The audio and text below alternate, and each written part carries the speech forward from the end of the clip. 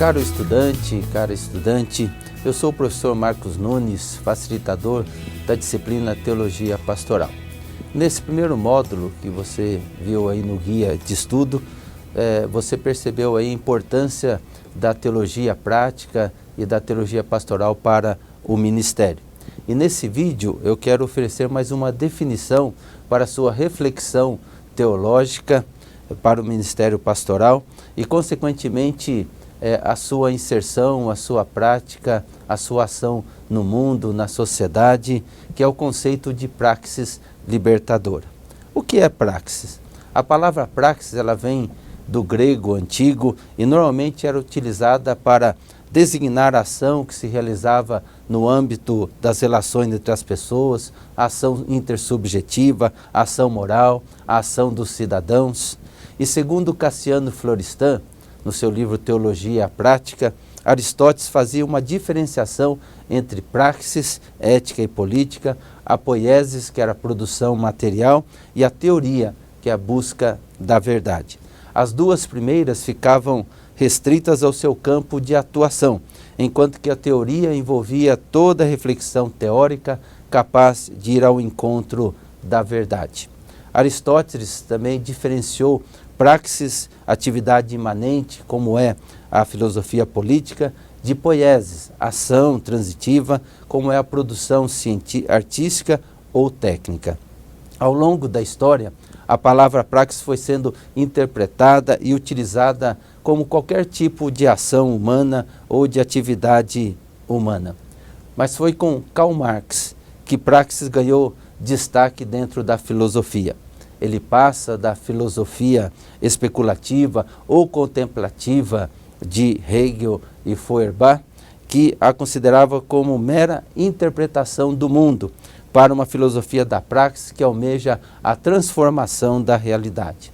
Marx então elabora um novo conceito de praxis, chamando-a de praxis revolucionária.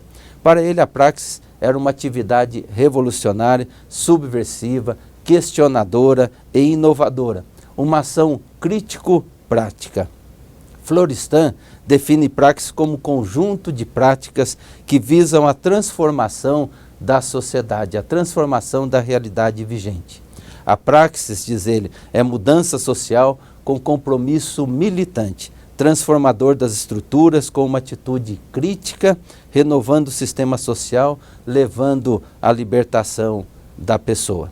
O ser humano, portanto, por meio da sua consciência, ele interpreta o mundo, interpreta a sua realidade e diante daquilo que vê, ele não aceita essa realidade por perceber ela injusta, por não atender às necessidades básicas das pessoas e por isso deseja mudá-la. E para isso, se utilizando da praxis libertadora. A praxis não pode ser confundida, isso é importante. Ela não pode ser confundida com qualquer prática, com qualquer ação ou atividade humana. Toda atividade, para ser praxis, tem que ter finalidade que visa a mudança, que visa uma transformação, sejam elas quais forem. Praxis, portanto, é uma ação consciente que busca sempre a transformação da realidade. A propósito disso, Adolfo Vasquez escreveu o livro Filosofia da Praxis. Ele vai dizer que toda praxis é uma atividade, mas nem toda atividade é uma praxis. Ou seja, nem toda ação é libertadora ou leva a uma mudança da realidade. Há ações que mantêm as coisas do jeito que elas estão. Muitas ações em nossa sociedade não visam mudanças necessárias que eliminem a injustiça, a opressão, a exploração das pessoas, do ser humano, e por isso ela não pode ser vista como praxis libertadora ou mesmo como praxis. Praxis libertadora é toda atividade que parte do conhecimento da realidade, portanto uma atividade consciente, que traça os seus objetivos utilizando da teoria e se materializa nas ações efetivas para a transformação da realidade, para a transformação da sociedade, transformação do ser humano. Um exemplo disso, de uma maneira bastante prática, olhando para a igreja, é a prática da entrega de cestas básicas. Cestas básicas são importantes, ela atende a necessidade primeira da pessoa ali, mas não muda a realidade dela. É uma ação que é realizada pela igreja, mas que não muda a realidade em que a pessoa está vivendo. No próximo mês ela necessitará novamente dessa mesma ajuda. Há que se fazer algo a mais aí para transformar essa situação, para que ele possa sair dessa realidade e não depender de uma cesta básica de uma instituição, ou seja, da igreja. E isso se chama, então, uma praxis libertadora. Torna-se importante ressaltar aqui também a junção da teoria com a prática. Segundo Florestan, a prática sem teoria torna-se um pragmatismo, e a teoria sem a prática torna-se um idealismo. Não existe nenhuma contradição entre teoria e praxis. Ambas caminham juntas e são interdependentes. Florestan também afirma que a praxis tem a primazia sobre a teoria, mas que esta não a exclui.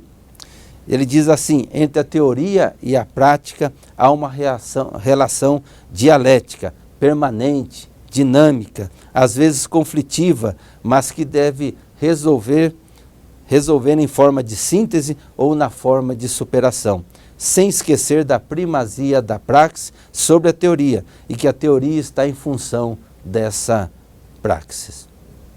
A praxis, portanto, necessita da teoria, assim como a teoria precisa também da praxis. Sem a reflexão, a praxis corre o risco de cometer erros e transformar-se num pragmatismo ou num ativismo vazio que não gera nenhuma mudança ou transformação. Leandro Condé, no seu livro Futuro da Filosofia da Praxis, ele mostra de maneira clara essa junção entre teoria e praxis, afirmando que a praxis é a atividade concreta pela qual os sujeitos humanos se afirmam no mundo, modificando a realidade objetiva e para poderem alterá-la, transformando-se a si mesmo. É a ação que, para se aprofundar de maneira mais consequente, precisa da reflexão, do autoquestionamento da teoria, e é a teoria que remete à ação, que enfrenta o desafio de verificar seus acertos e desacertos, cotejando-os com a prática. Portanto, praxis é uma ação, ou seja, uma prática que se utiliza da reflexão, se utiliza da teoria, que visa a libertação do ser humano, das estruturas injustas e na transformação da sua realidade para uma sociedade mais justa. Quando se pensa em libertação do ser humano, vale lembrar que Florestan diz em sua obra, quando afirma que nenhuma praxis consegue libertar o ser humano totalmente. Ele diz assim: evidentemente uma praxis capaz de criar um novo homem e de modificar a ação humana radicalmente em todas as áreas, ela não existe. Somente se consegue praxis parciais com efeitos parciais. E essa afirmação de Florestan não é para desencorajar, mas sim trazer a nossa reflexão e ação para uma realidade que realmente consigamos as mudanças, as transformações necessárias dentro da sociedade, na vida do ser humano, e não ficarmos vivendo de ilusões e de frustrações na crença de que todas as pessoas sejam transformadas por uma praxis libertadora, ou que todas as estruturas podem ser transformadas por essa praxis libertadora.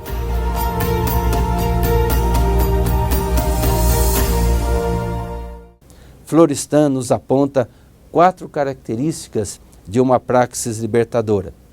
Primeiro, a praxis tem que ser criadora e não meramente reiterativa, ou seja, a praxis criadora é inovadora frente às novas realidades ou novas situações. O homem há de criar ou inventar, não basta simplesmente repetir ou imitar o resultado. Segundo, a praxis é uma ação reflexiva e não exclusivamente espontânea. Necessita ser crítica, saber o que se busca e para onde se quer ir, mas com cautela nos passos que se dá. Toda mudança leva tempo, e nem sempre se alcança a mudança radical. Terceiro, a praxis é uma ação libertadora e nunca alienante. O fim de toda atividade prática ou de toda praxis é a transformação real do mundo natural ou social, cuja realidade deve ser uma nova realidade, mais humana e mais livre.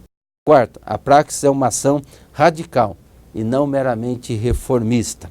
A praxis política alcança sua forma mais elevada na praxis radical, a saber, que intenta transformar as raízes das bases econômicas e sociais que estão assentadas no poder das classes dominantes para construir uma sociedade nova. Com isso, podemos entender o que significa praxis libertadora. É toda ação criadora, reflexiva, libertadora e radical que, por não se conformar com a realidade injusta e opressora, busca transformá-la em todos os sentidos, com a consciência que não poderá atingir no todo, apenas parcialmente, mas que mesmo assim não deixa de buscar esse objetivo.